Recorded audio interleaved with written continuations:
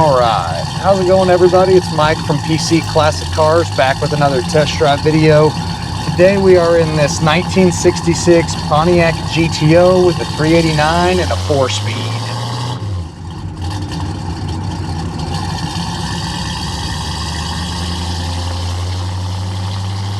It's a little cold here today, so we'll let it warm up some before we get on it.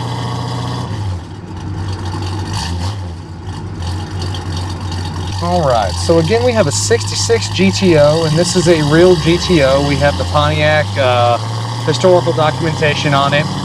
This is a 389 4-speed car. The motor that's in it is not the numbers matching 389, but it's a stock style 389, runs really well. Transmission shifts through all the gears nice. I actually really like the way that the shifter setup is in this car. It's very comfortable to drive. And again, just kind of letting it warm up here a little bit. We're in the mid 30s degree here in Texas right now, so last thing I want to do is kind of get on one and before it's warmed up. But this car runs really well. Again, it's more of a stock style driving GTO than anything. We'll get on it once it warms up a little bit, but the motor does have good power. Clutch feels good. Transmission shifts through all the gears, in and out of reverse, really nice. And there's fourth gear for you. It does have a little bit of gear in the rear end. I don't know what exactly the ratio is, but it'll cruise at 65 miles an hour. But after that, you'll start turning some RPMs. Like that's 60 right there, and it's comfortable. 65 is also comfortable, but my guess is the gears are somewhere in the mid threes, maybe a little bit more than that. But the road feel is excellent. You do have power steering, power front disc brakes, a nice dual exhaust system on it, so it sounds good going down the road. On your interior, it's a stock style black interior. The dash is nice. The wood grain on the dash looks like it's probably been redone at some point. The gauges are easy to read. You do have two aftermarket gauges for oil pressure and temperature under the dash. Then you do have your factory speedo and your factory gas gauge. A couple items aren't working. Your factory dash clock doesn't work. The little voltage light over under the battery light, that's not coming on, which is really simple. Factory radio doesn't do anything, and then also your horn doesn't work. Make sure you check out our doesn't work section. It's posted at the end of all of our advertisements. It's usually the last or the second to last photo. It's got a really good outline of, again, our doesn't work section. We do a really good job of making sure our customers know what works and what doesn't work. If you have a problem finding that, feel free to give us a phone call and be able to direct you to where that's at. It's also on our website.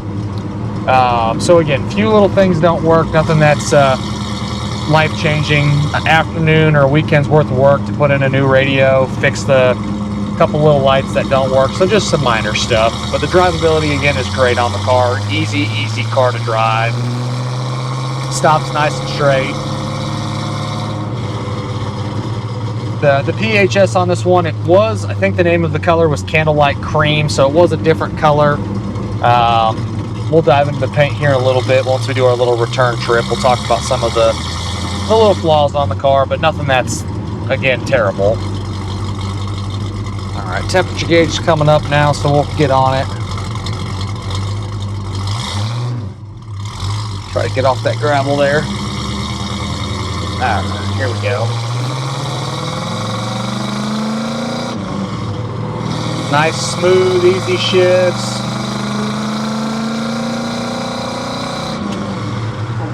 Clutch engages where you want it to.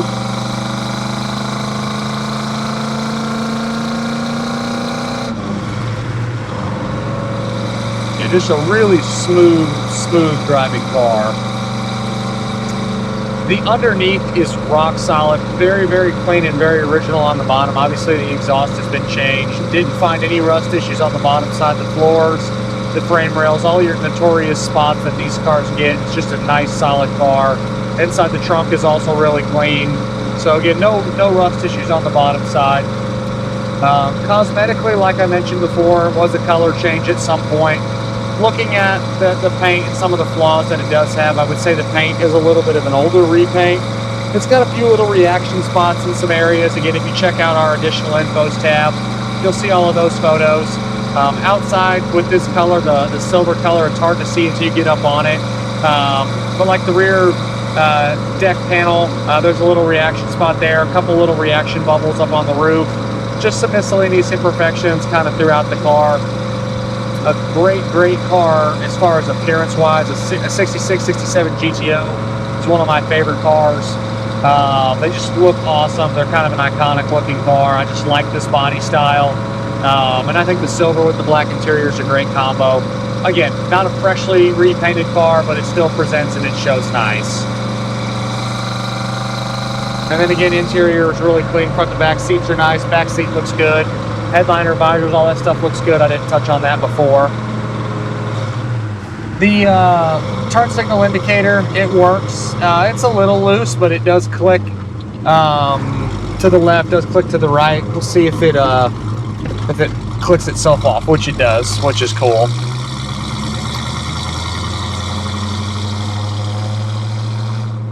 Go past the officer here nice and slow.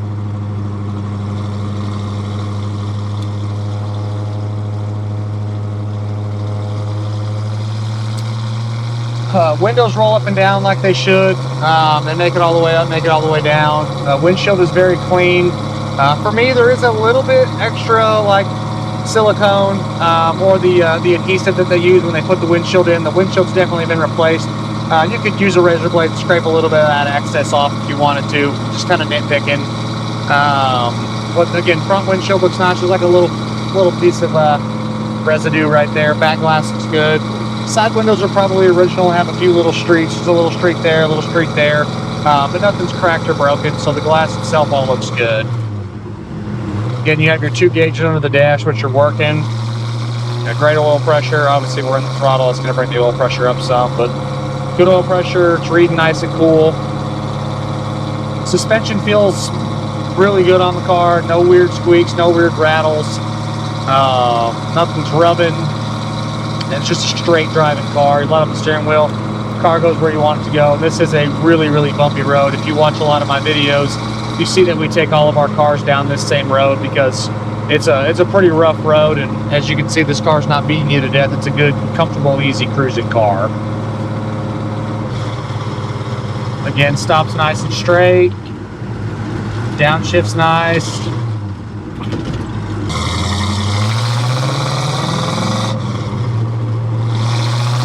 Let you hear the exhaust. It's not a terribly loud exhaust. You more hear the motor than you do the exhaust, but it does have a good like throaty sound when you get into the throttle going down the highway. Odometer's reading 19,393, and no way to know what the true miles are. It might be 119, it might be 219. There's no way to know what the miles are, but again, the gauges are all clear and easy to read. Have some old school like Pontiac little brochures that'll go with the car, and then we have again the PHS. It does break down as a factory 389 4-barrel car with 4-speed manual, and again, don't quote me on it. It's in our ad, it's in our paperwork. I think the name was Candlelight Cream. Again, I think that's what it was. Was the factory color on this car, but I think the silver's a better looking color if you ask me. Overall feel fantastic GTO. Love this body style. I think they're excellent looking cars. This is just a great driving Pontiac. Love that it's got a factory 4-speed.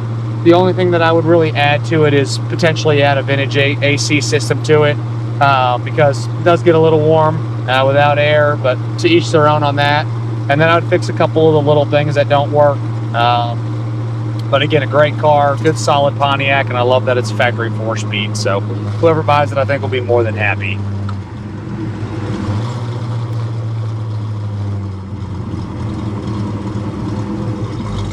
We'll make a full stop here since, oh, got somebody else back there.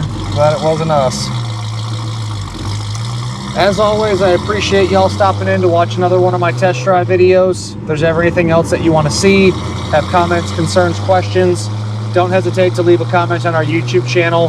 Make sure you subscribe to see updates on all the new content we're putting out daily. Check us out at pcclassiccars.com, and we will see you guys on the next test drive video. Thanks again for watching.